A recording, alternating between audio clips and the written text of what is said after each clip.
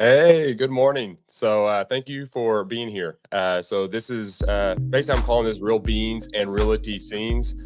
And it's really not as scripted. It's not planned as much.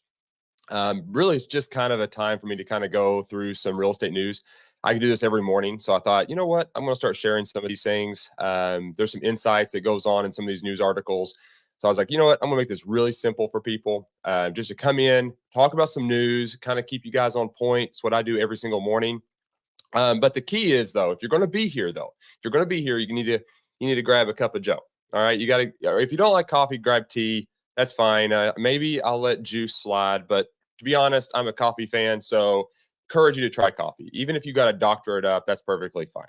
Doctor it up, put sugar in it, cream, whatever you got to do. But thank you for being here. So this morning, just kind of going to go over a few little news articles like I did last week. The first one I'm actually going to talk about is going to be, last week I mentioned that the interest rate and what's going to happen with the interest rate is going to depend upon the jobs report that came out on Friday. So I'm going to be talking about that, the jobs report.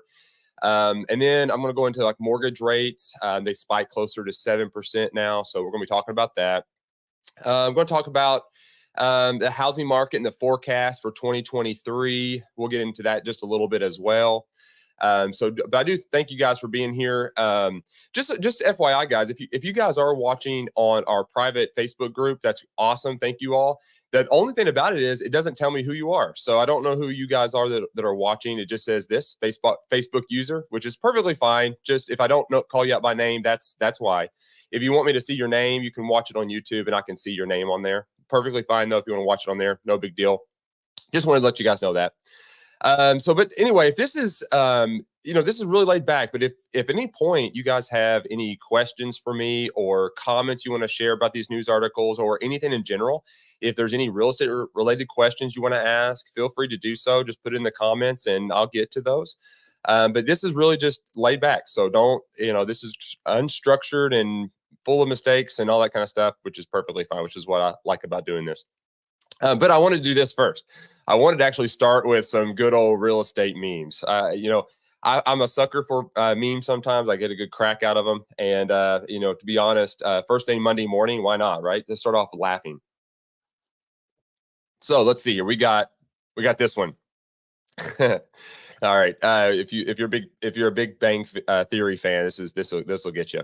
When your friend tells you they had no idea you are a realtor, and they will definitely use you if their listing expires. Well, I feel both flattered and hurt. Been there. That's good. Here's another one. Me. How do you get so many leads? Experienced agent. Cold calling, door knocking, sphere of influence. All right, then. Keep your secrets. So it's so funny. I'm asked all the time this question: how do you get so many leads? Like, how agents are asked this all the time. How do you get so many leads? Let me switch my view here. Yeah, that's maybe a little better. I'm bigger. But yeah, so yeah, that's good. Then there's this side here. Hey, if you've never read this news place, this is theclose.com. It's got some really good articles, but also has some funny stuff in it. Sometimes Sundays need to be Sundays. It says when it's Sunday and all you want to do is drink by the pool, but you get asked to another show to go on another showing, holding on to the lawn chair. One of the best feelings a real estate agent can have: when a client ghosts you after a week, but you find out they're actually flakes and driving another agent crazy. We've all been there. It's so funny. Back to basics. Here's a nice graph for those that love graphs.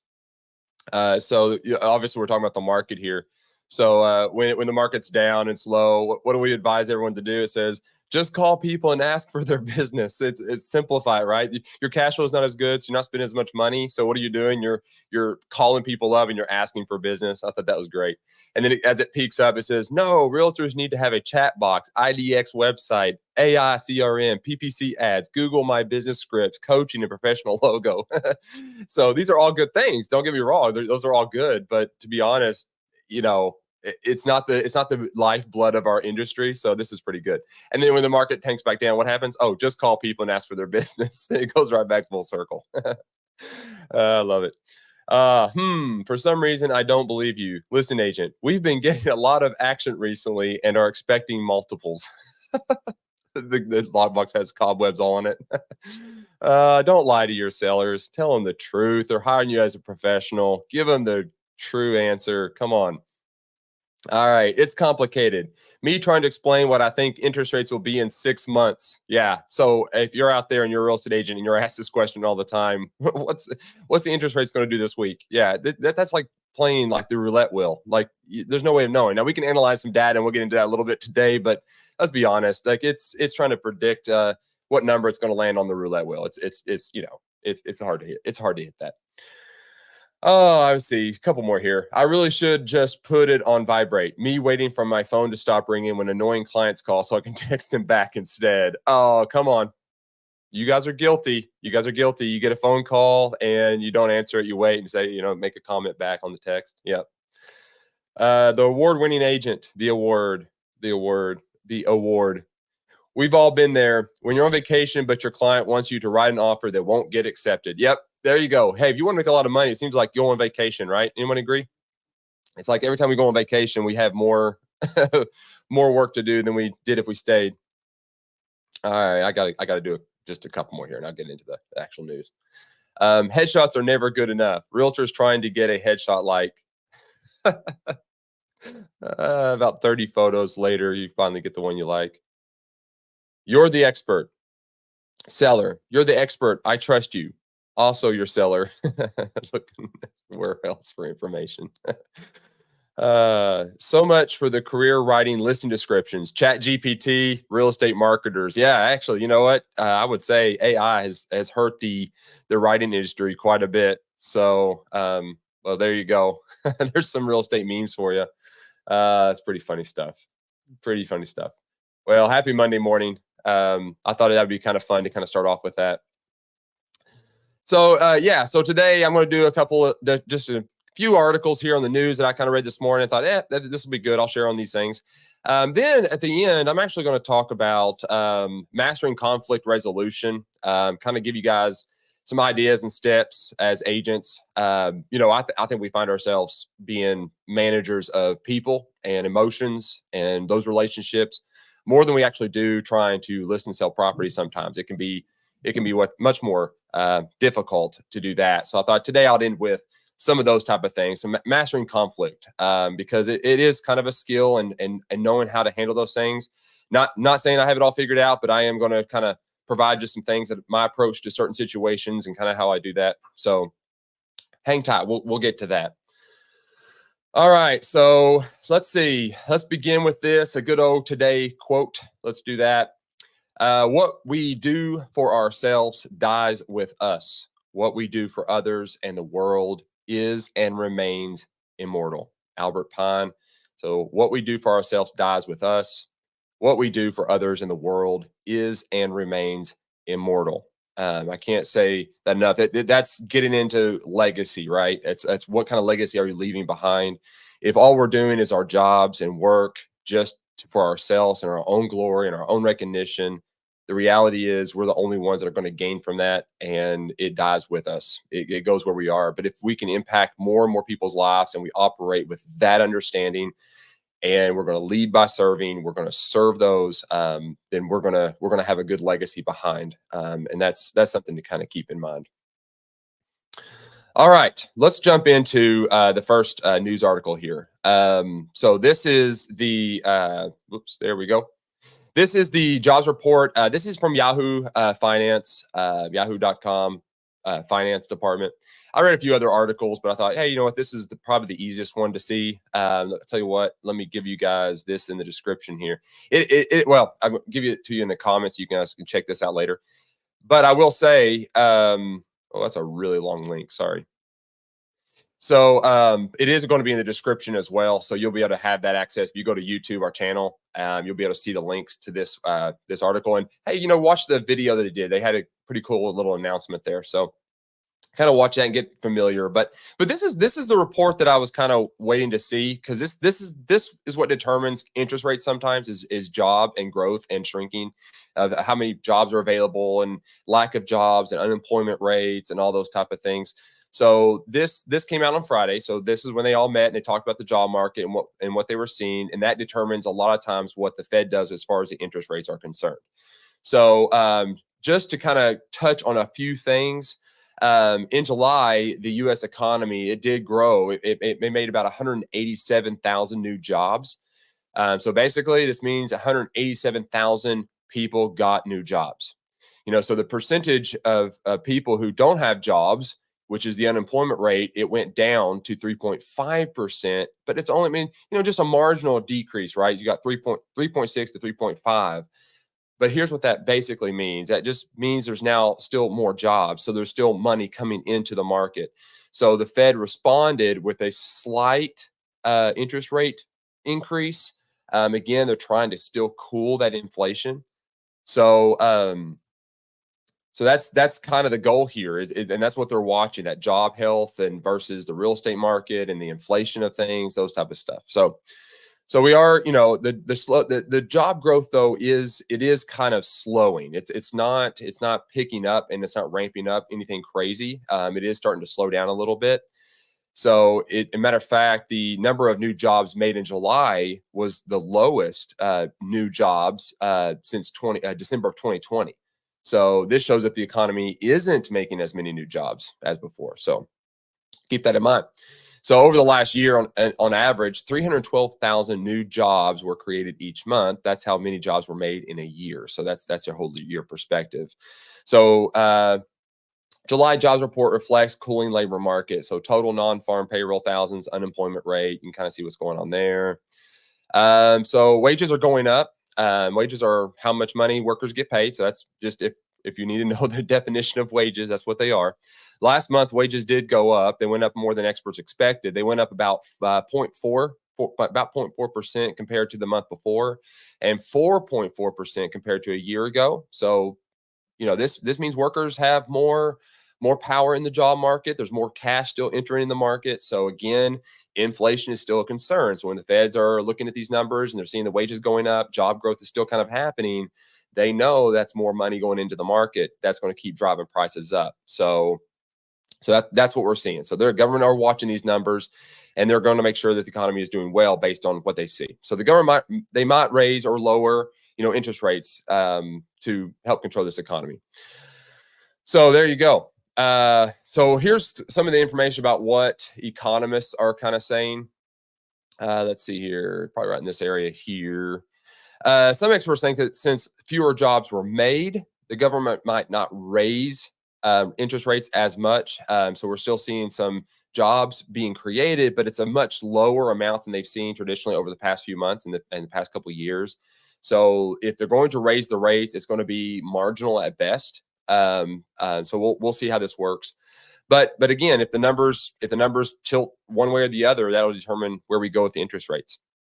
So as far as job growth goes, though, if you're got a student or a college student or somebody, some of the most dominant jobs out there that are still creating a lot in the industry for new jobs is going to be your healthcare and social assistance type jobs. They're showing the most amount of growth as far as job availability. I would say industries like manufacturing, transportation, those type of things are lower. They're having less jobs come on the market. So, and then interestingly enough, government jobs have increased just a hair. So why does all this matter? Why does all this matter? Well, the economy is a bit slower in making new jobs. So people are getting paid more, which is good for workers. The government is also then trying to keep the economy balanced and not let prices rise too fast. So again, this is very important if you're in real estate because it determines interest rate and also the inflation of homes. So these are big factors. In our real estate arena, we don't talk too much about job markets. We don't talk about GDP. We don't get into all this data too much. We keep it very one focused on real estate. But I really want to try to equip you guys to understand how different things adjust in an economy and that dictate where we go as a market, because having this knowledge is very crucial for you to be able to communicate effectively to your clients and the consumer, because there is so much misinformation out there. Remember, I talked about it last week. It's like they're trying to sell ads, so they try to sell these hypes. And to be honest, we gotta make sure we're spreading the truth. That's what we really need to focus on. So, Kevin, good to see you, man. Good morning from Lakeland, Florida. Good morning to you too, Kevin. Good to see you, man. So yes, so let's jump into article number 2 I got for you. Pause to take a drink of coffee. There we go. All right. So again, this is from Zillow. Love or hate them, whatever. I think I think we can make a lot of money off them if used correctly, and I don't have anything against them. But and then their news stuff, they do a pretty good job kind of curating news. So I like them for that. But this title here says rate locked homeowners nearly twice as likely to not consider selling. So this is really just kind of a perspective thing here that they're kind of watching. And I've actually, to be honest, I've never really thought about looking at the market this way, and I'm still kind of wrestling with exactly how to use the data for you all to kind of get business from. But it could be that you can kind of see people that's bought in the more recent months or the past year could be your more candidate for maybe an upsell or those type of things based on the interest rates. I don't know. We got to hedge this out just out just a little bit, but basically what this article is doing is it's analyzing the rate of interest that people are paying, and based on that rate, who's most likely to move. So it's kind of an interesting little dive here into some data. It said homeowners who report mortgage rates below 5% are nearly twice as likely to want to hang on to their current home. I mean, you look at that and say, well, yeah, duh. I mean, they got a lower interest rate. If they're happy where they are and they don't have to move, why would they sell? That's the default thing, which makes sense. Low interest rate. I mean, we're just talked about having a higher interest rate, and rates kind of went up just a little bit. We're looking closer to 7, maybe some cases over 7. So if someone's 5% or less on their interest rate, well, yeah, I mean, they're paying off their loan a whole lot quicker. So if they don't have to sell, they're holding on to that. So, 5% or greater is what they're seeing, though. This article is really just talking about that. It's like, hey, those that are above 5% are your more likely ones to accept the loss and upgrade or sell their home or move on. People below 5% are less likely to do so. So I mean, it's easy to perspective to see that. So some notes of mine: mortgage rates were very low at the end of 2020, but have risen significantly since, now ranging around 6 to 7 compared to the sub 3% rates seen earlier. So a couple years ago, we were below 3%. I mean, there's a lot of us out there that have less than 3% loans, and it's kind of crazy. Getting them to sell their house is going to be a hard sell, right? It just is. They're paying off those mortgages really quick. They will not be able to get those interest rates, and we might not ever see that low of interest rates again in our lifetime. Homeowners with mortgage rates below 5% are much more inclined to keep their current homes, while those with rates above 5 are nearly twice as likely to plan selling their homes within the next 3 years. Higher mortgage rates make it more appealing for homeowners to sell their homes, and a significant percentage of those with rates above 5% have already listed their homes for sale. So that's kind of, I wish there was a way to find out what people's interest rates were, but that kind of tells you exactly who's going to sell or who's more likely to sell. So anyone above 5% looks like that's kind of where it's at. There's evidence suggesting that homeowner decisions to sell are influenced by trends in market rates. When market rates rise, homeowners might be less likely to move if their mortgage rates are close to 5. So again, this is very common sense. I mean, you would say, yeah, well, this makes sense. Even if market rates are similar to or slightly lower than the original mortgage rate, the cost and complexities of moving might outweigh the financial benefits for homeowners. People don't like to disrupt their lives. So it's again, we're looking at people that have to move and sell. That's what the market is saying. Research suggests that a 1% increase in the difference between a homeowner's mortgage rate and the market rate reduces the likelihood of moving by 9%. So if we were to ponder that statement right there, based upon what we saw, if we go a year or so, or maybe a little more, low interest rates, and then you saw what happened in the fall, we had this major like spike in the interest rates. And I would say that statement is pretty true, that the moment that percent went up a point and then a point and a half, the fear just entered the market, and everyone's kind of like, you know what? I'm going to stay where I am. I'm not going to go any farther than this. I'm comfortable.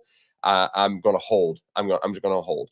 But then some interesting things begin to happen. People begin to get a little bit more accepted. They accept that interest rate more than they would. They settle in, they start doing their own math, and they start looking at their family and their living conditions. And so then the market adjusts again. So yes, interest rates, it hurts the pocketbook. It does hedge that inflation a little bit. And then the market kind of settles in just a little bit.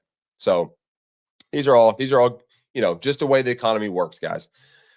So just a little graph here: weekly average 30-year fixed mortgage from July 2022 to July 2023. Just a graph for you guys to kind of see what's happened with the interest rates. You can see how it's kind of really low down here, obviously, and then it dips, and then there is that Q4, that final fall winter peak of the interest rates. I mean, you can see how much shock. If you look at this right here, the moment you have this much of an increase in interest rate, fear enters into the market, and people do enter into a hold pattern. But what we have traditionally noticed, though, is a 6-month span, and in about 6 months, people kind of adjust and they get a little bit more comfortable. So you can see how the interest rates just kind of went up and down the past year or so, and that helps the confidence of the consumer a little bit, because they're like, okay, well, this is what it is. I can just accept it. I'm going to have to move on. I got to move on with my life. I can't just sit here and go back and forth because of the interest rate. So they begin to adjust to that. All right.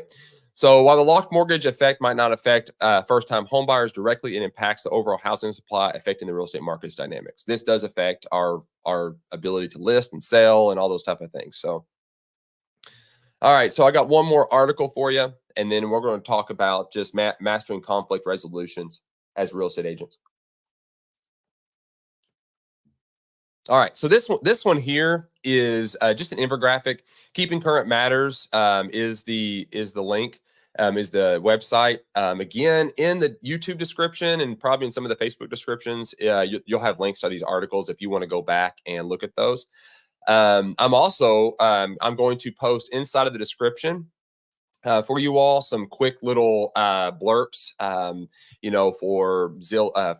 for Facebook and Instagram and those type of things. If you want to copy those statements and then have the link there, and then add your own fluff to it. At least be ready for you to post these things out, because I really want you guys sharing valuable information back to the consumer. So I'll have those in the description as well. And this is probably a good time to mention that if you have not, please consider subscribing, liking, and commenting, and do that on YouTube for me, please. That would be excellent.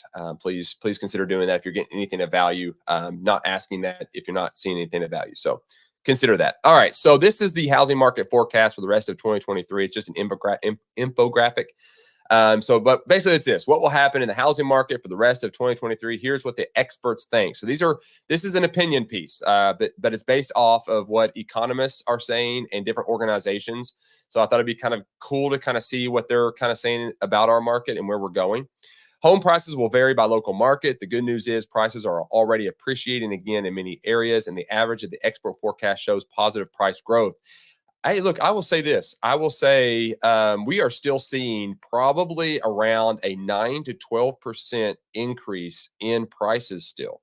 So in Kentucky, where I live, that's still kind of what the market's doing. We are still seeing an increase in prices. So it's definitely not a crazy inflation, but it's still appreciating. So the average of all forecasts are predicting about a 0.7% overall. Fannie Mae economists are predicting a 3.9% gain year over year. The MBA is that they're holding flat. They're just going to say it's, that's where it is. Now I will say this: MBA typically does a really good job at analyzing like big city markets, like big markets. So if we look at that and we say, okay, well, the MBA is saying kind of a 0% flat line. In a more rural area, that's probably what you're going to look at and see probably over the course of a year. You're going to see kind of a leveling off, and we could see that. The National Association of Realtors, on the other hand, now this is Dr. Lawrence Yoon's team.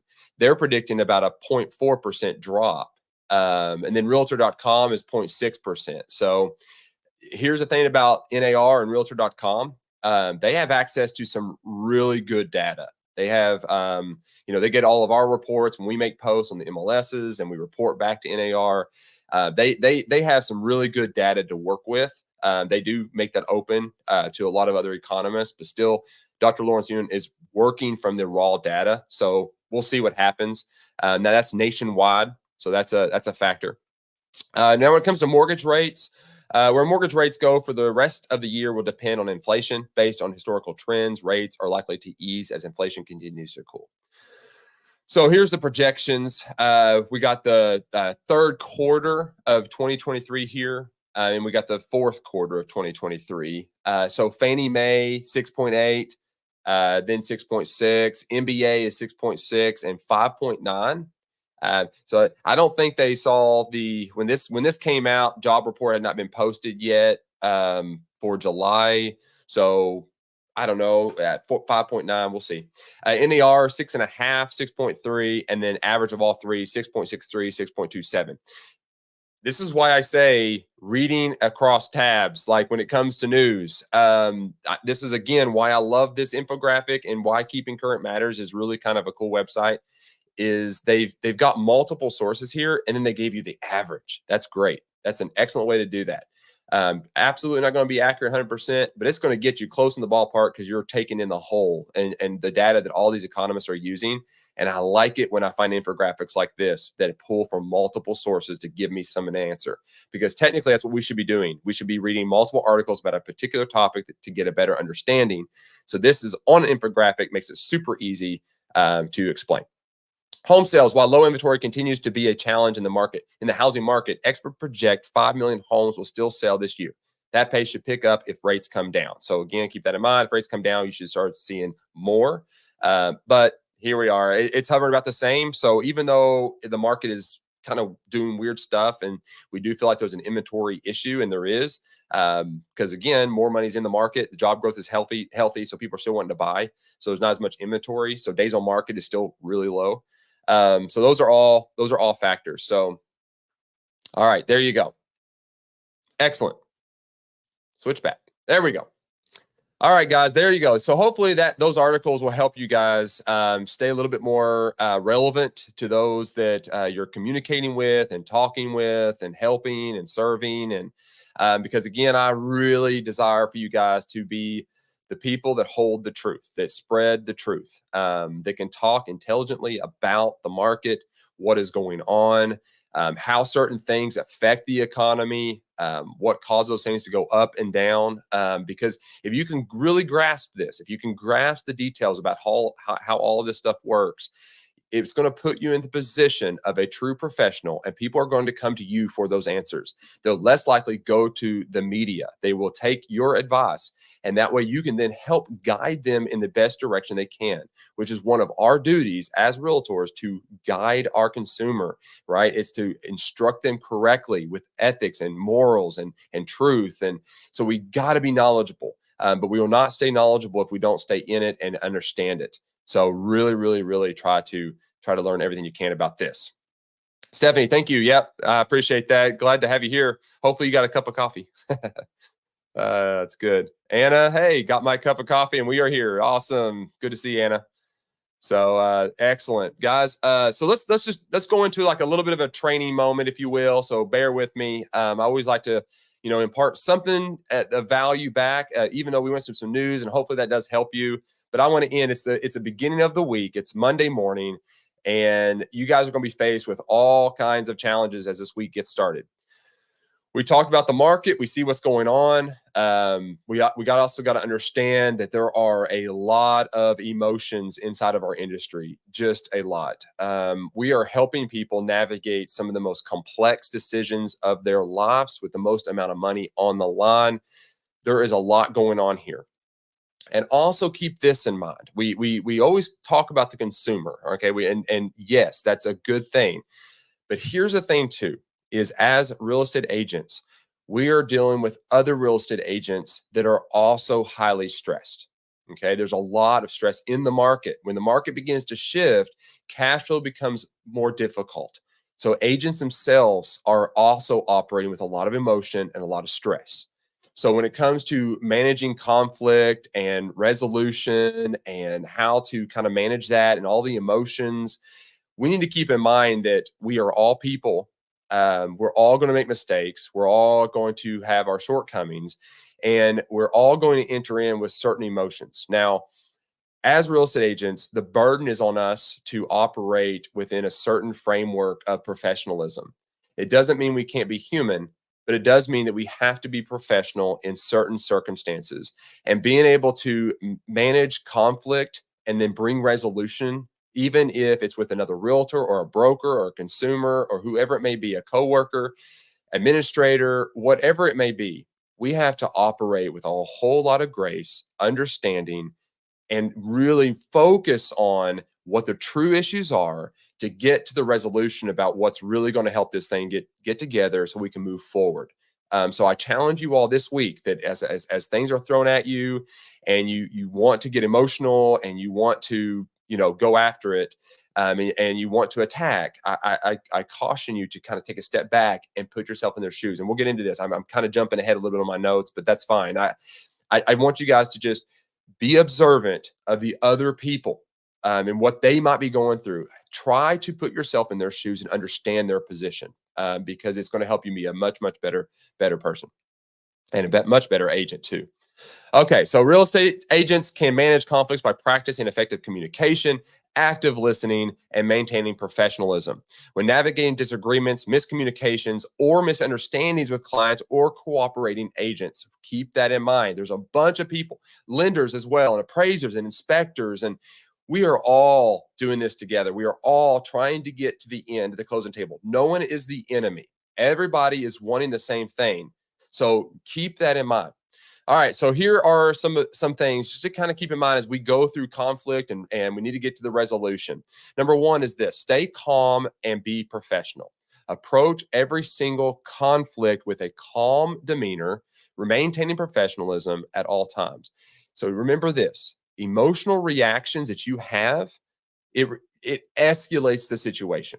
Okay, so if I enter the situation and I'm upset and I go into a closing room, and I know I'm dealing with a buyer and seller that maybe had some disagreements or whatever, and I enter in with emotions, and I come to that table and I have emotions towards the other realtor and what they might have said or they might have done, I actually create an atmosphere that causes more emotions to erupt. And as a professional, we've got to go in there we understand what's really going on. We understand that people have, you know, they don't understand everything that we do understand. So we need to make sure that we put ourselves in a position of always being calm and operating with professionalism. Number two, I'll say this is active listening. Listen carefully when you're going through a conflict and you need to get to the resolution.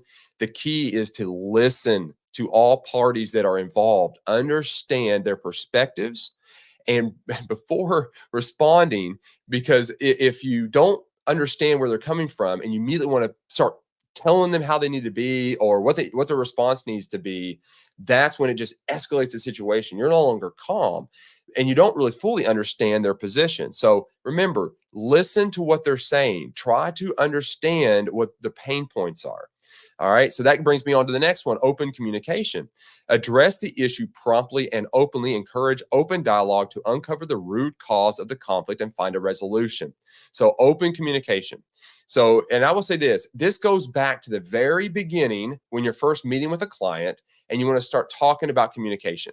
You need to say up front how you're going to handle certain situations, what kind of communications to be expected, kind of set the stage about what that looks like. And I would even have the conversation with them about, hey, you need to understand that we're going into this emotional situation. The buyer or the seller, whoever it is you're representing, could have a lot of emotion. They can make a lot of mistakes. They could say things they might not really normally say under different conditions. But this is how we are going to handle that. So you can talk to your consumer and the other agent and say, look, we might have disagreements along the way and we might have to fight for our clients, or we might have to stand up for each other, or, whatever the case may be. Have that communication, because communication is absolutely important. But then again, going back to number two, active listening is very important. So you communicate, you listen, and then you stay calm and you be professional. All right. So empathy. Number four is empathy. Put yourself, I said this before, but you need to put yourself in their shoes.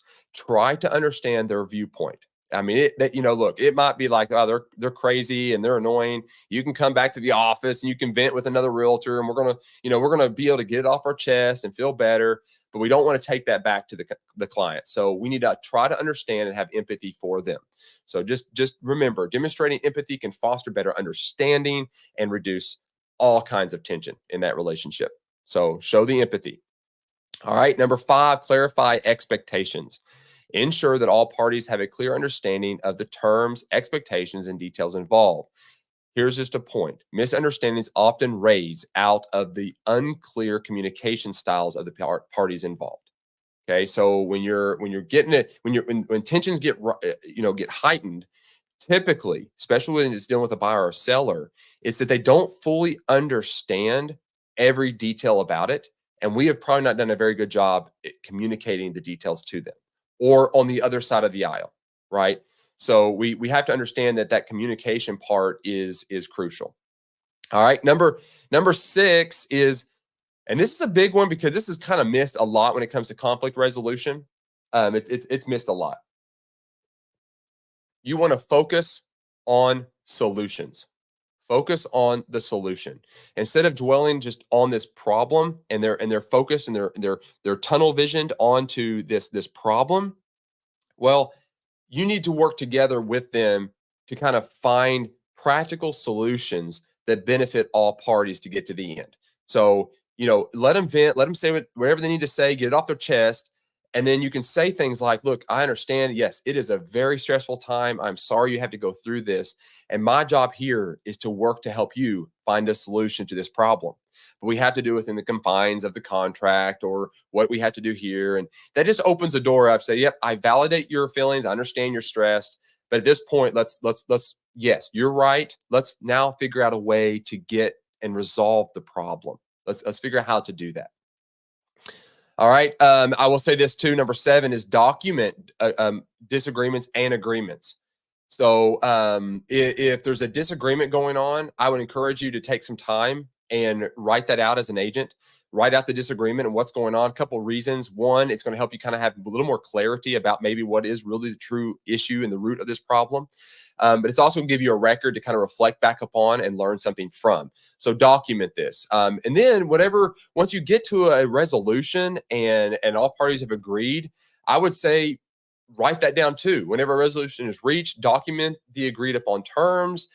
And if it ends up being a major disagreement in regards to any kind of contract or anything like that, document it and write it out to avoid any future disputes.